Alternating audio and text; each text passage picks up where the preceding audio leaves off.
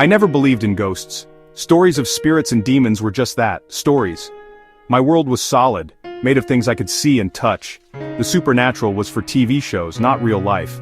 I lived in a modern apartment in a busy city surrounded by familiar sounds. Life was predictable, safe. I liked it that way.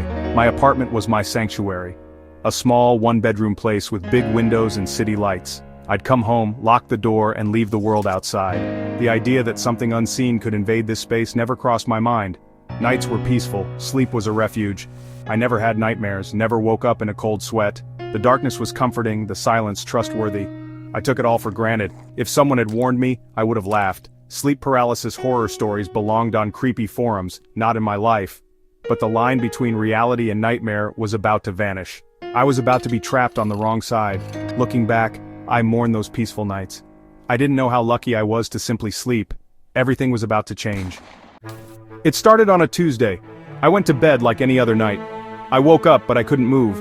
My eyes were open but my body was frozen. Panic seized me. I tried to scream but nothing came out. My chest felt crushed, as if a great weight pressed down on me. That's when I saw it. A figure in the corner, darker than the shadows. No face, no features, just a void in the shape of a man. The air grew cold. I felt pure hatred radiating from it. I tried to fight but I was helpless, pinned to my bed. The shadow man glided toward me, pressure on my chest intensifying. I heard a dry whisper like dead leaves. Its face hovered inches from mine, a grotesque mask of rage. It wanted to feed on my fear. A cold, bony hand touched my forehead. Ice and fire at once. I thought I was going to die. I closed my eyes, desperate for it to end. Suddenly I could move again. I shot up, gasping for air. The room was empty, but the terror remained. I sat in the darkness, heart pounding, unable to shake the feeling. The nightmare had crossed into my reality. I wasn't safe anymore. The haunting had begun. The next day I was a wreck. Every shadow made me jump. I knew I hadn't been dreaming, the fear was too real. I searched online. Can't move when I wake up. Shadow figure in my room. The results were overwhelming. Millions had experienced the same thing. Sleep paralysis, they called it. A glitch in the sleep cycle. There was a scientific explanation, but it didn't bring comfort. Stories from around the world described the same shadow man, the same terror. Folklore called it the old hag, a witch stealing breath at night. The core was always the same, paralysis, a malevolent presence, pure fear. Some said it was just hallucination. Others believed the veil between worlds thinned during paralysis. We become vulnerable. We become prey. Was it medical or supernatural? The line blurred. That night I left the lights on, music playing, desperate to keep the darkness away. But I knew, deep down, that when I closed my eyes, the shadow man would be waiting. I was afraid to sleep. I was no longer alone in my own mind. The nightmare was only beginning. For a few nights nothing happened. I started to hope it was over. I was wrong. The second time was worse. I woke up paralyzed, the crushing weight on my chest. This time it wasn't the shadow man. It was my grandfather standing at the foot of my bed. He'd been dead for 10 years. He looked as I remembered, but his eyes were empty, his face drawn. He held his old hunting rifle, the one he used to end his life. He didn't speak, but I heard his voice in my head. They know about you now. They know what happened in this family. The words echoed, chilling me to the core. Was he warning me? Threatening me? The gun felt like both. The sadness in his eyes was unbearable. This was no random vision. It was personal, a twisted memory. It felt like the entities were using my deepest traumas against me. The paralysis finally released me. I sobbed, shaken to my core.